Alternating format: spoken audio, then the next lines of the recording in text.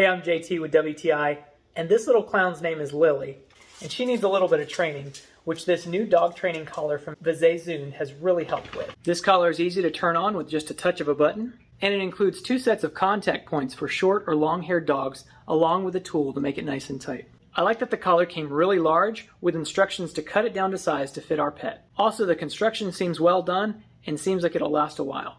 A feature I really liked about the remote was that it shows the battery life of the collar, the channel that you're using in case you're using more than one, and that it also shows the battery life left in the remote. This remote features 3 different training methods. The first and least invasive is an audio beep.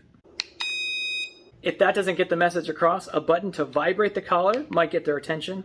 And then finally, for the most spirited of animals, there's a small electrical signal that'll get their attention. You can adjust this from 1 to 16 to fit your animal, starting with the lowest setting, of course.